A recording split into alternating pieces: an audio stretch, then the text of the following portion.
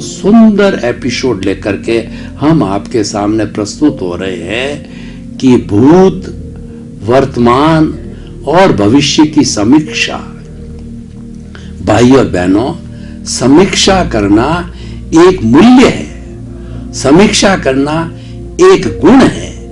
हर व्यक्ति को, हर समाज को, हर देश को और ये पूरे विश्व के यूएनओ जो कि 210 कंट्रीज का संसद है, उन सब को समीक्षा करनी चाहिए। समीक्षा करने के लिए हमें रोड मैप, ब्लूप्रिंट निकालना पड़ेगा और उसके बाद में हम समीक्षा करेंगे कि सप्ताह भर में हमने काम के अंदर क्या बॉटलनेक्स रही और क्या हमारा अचीवमेंट रहा, कितना अचीवमेंट से हम नीचे रहे या ऊपर गए। वो सारा जो है हमें उसकी समीक्षा करनी चाहिए। समीक्षा करना बुरा नहीं है, समीक्षा करना निंदा नहीं है, समीक्षा करना एक पॉजिटिव अप्रोच है। समीक्षा और निंदा में बहुत फर्क है। समीक्षा हम सिस्टम की करते हैं और निंदा हम व्यक्ति की करते हैं, तो ये बहुत बड़ा फर्क होता है।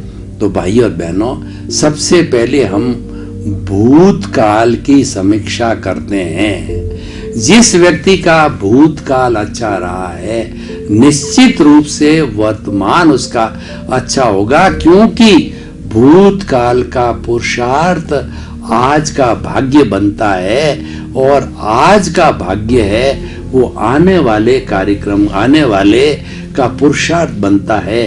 पुरुषार्थ भाग्य में बदलता है, भाग्य पुरुषार्थ में बदलता है। ये कारण कार्य के सिद्धांत के ऊपर वर्क करते हैं, जो कि यूनिवर्सल ट्रुथ है। ये कॉज एंड इफेक्ट के आधार पर काम करते हैं। तो हम भूत, वर्तमान और भविष्य को खंड के रूप में, जो अखंड के रूप में समझें। वैसे ये खंड है, भूतकाल का खंड अलग है, वर्तमान का खंड अलग है और भविष्य का खंड अलग है, लेकिन तीनों खंड को मिला करके इसको अखंड करें तब ये होलिस्टिक बनता है। और जब भूत, भविष्य, वर्तमान होलिस्टिक बनते हैं तो हमारा जीवन भी होलिस्टिक बनता है। तो पहले हम भूतकाल की समीक्षा करें, मतलब भूत, वर्तमान और भविष्य की समीक्षा कैसे की जाए, मैं आपको उदाहरण के तौर पे बताना चाहता हूं कि देखिए, वर्तमान समय के अंदर मैं सोहन राज नाम का ये पुतला हूं, जो कि यह रिलेटिव रूप से नामधारी है और देहधारी है और पैकिंग रूप में नाम इसका सोहन राज है, इसके शरीर है और ये चमड़ी इसकी पैकिंग है। उसी तरीके से ये सम्यक दर्शन है। उसी तरीके से 84 लाख जीवा योनि प्राणियों को जो है रिलेटिव रूप में, जैसे पेड़ है उसकी छाल है, वह उसका पैकिंग है, पेड़ उसका नाम है और वह नामधारी और देहधारी, देह उसका पेड़ है और चमड़ी उसकी जो है वो उसके ऊपर छाल है, वो चमड़ी है। लेकिन रियल व्यू से उसके भीतर विराजमान शुद्ध आत्मा भगवान को निर्दोष दृष्टि से दर्शन कर उसको नमन करो।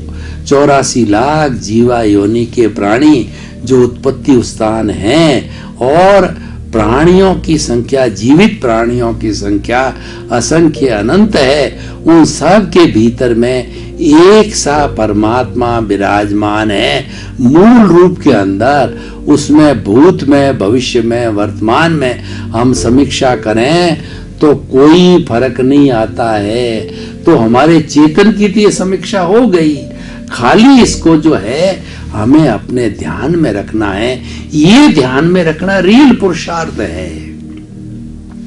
जब आप 2 व्हीलर 4 व्हीलर के ऊपर निकलो, ट्रेन में निकलो, तब आपको कोई भी पेड़ पौधा, गधा, ऊंट, गाय, भैंस जो हम बच्चों को बताते हैं, ये बकरी है, ये गॉट है, ये बफेलो है, ये जो है कार्ट है, ये बुलक है और ये जो है पिकॉक है, उसी तरीके से आप अपने आप भीतर को बताओ कि इसके अंदर शुद्ध आत्मा भगवान, शुद्ध आत्मा भगवान, हर एक को शुद्ध आत्मा, शुद्ध आत्मा, शुद्ध आत्मा देखते चलो, देखते चलो, जानते चलो, देखते चलो, जानते चलो, ये रियल पुरुषार्थ है। जब इसको आत्म तुलावत मानते लगने लग जाते हो तो आप अपने आत्मा के खाते में, प्रभु के खाते में रहते हो, उसके अकाउंट में रहते हो, भीतर रहते हो। आप भीतर जो है रहते हो, ये आपका रियल पुरुषार्थ है।